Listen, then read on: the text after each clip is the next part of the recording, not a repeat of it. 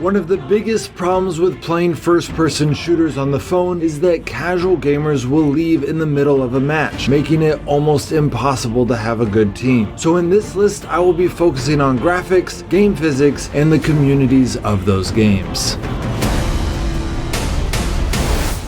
Unlike my video on the top 10 games of 2021, this video is not going to be talking about the games with the most hype. Rather, this video will cover which first-person shooters are the ones that you should play to get the most enjoyment. The first game on this list is PUBG New State. This is kind of an obvious choice. Not only does it have the most hype with its recent release, but the game has great graphics, a new 2051 modern theme, and they kept the best of PUBG so that it keeps the classic feel. The next game on the list is Dead Trigger 2. This game is 8 years old, so the graphics aren't amazing compared to something like New State, but it is quickly becoming a cult classic. It has over 50 million downloads, and it is clear even from the negative reviews on the Play Store that the player base loves this game. So if you like zombies and gore mixed with good game mechanics, this game is going to be perfect for you. The third one on the list is Call of Duty Mobile. Call of Duty Mobile is another safe choice because Activision did a really good job with it. Its release was a year and a half ago, and it is one of the cleanest first-person shooters on the mobile market. They also have a lot of game modes available to you, keeping their players engaged for a long time. There are rumors that Call of Duty Warzone will be coming to mobile soon, but there is no official release date yet, and based on Activision's history, my prediction is that Warzone will not be coming out until next year. The next game is Shogun War Games, made by Madfinger Games. These developers have made a lot of good first-person shooters. Shogun in particular has a unique flavor, making it a good choice for people that are feeling like most first-person shooters are the same. That being said, it did have a rough start due to bugs, but recent updates have fixed most of those issues. The fifth game on the list is Standoff 2.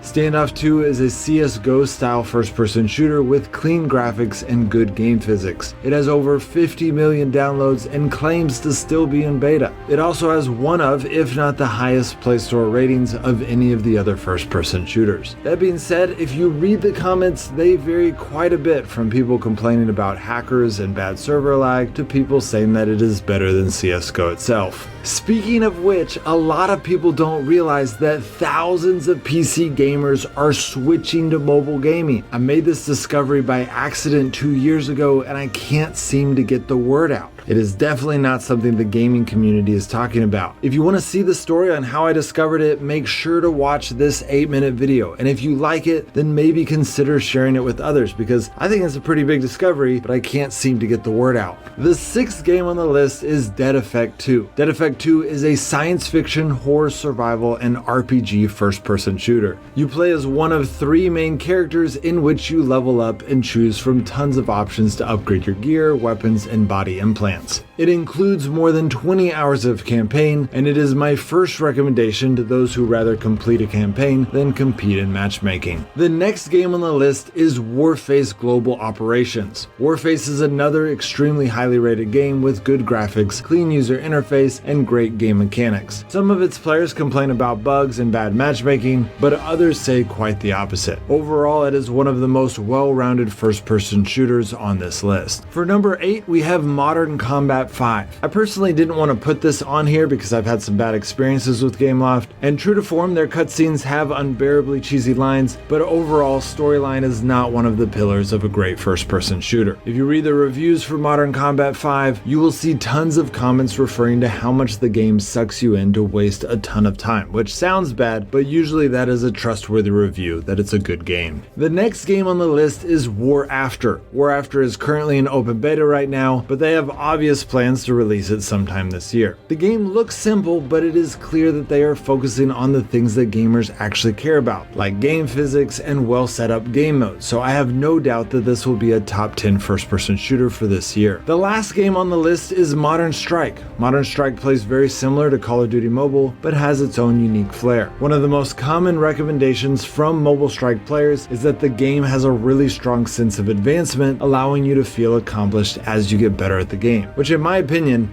is a really good recommendation. Now, some of you might be upset that I did not include your favorite first-person shooter on this list. There were a lot of close calls that almost made it on this list, but either their reviews weren't quite good enough, or there were too many reports of AFK team members, or even hackers that were ruining the game, so they ended up getting taken off the list, but they're still really good games. Lastly, I found a small game company that has been working for 3 years to use our phone to create a first-person shooter in real life. It is a crazy project that I think they're doing a really good job, so I actually gave them $5,000 to help them out on that project. So if you want to know more about it, or you just want to see the surprise on their faces when I give them $5,000, then you should go check it out. All right, guys, I'll see you next time.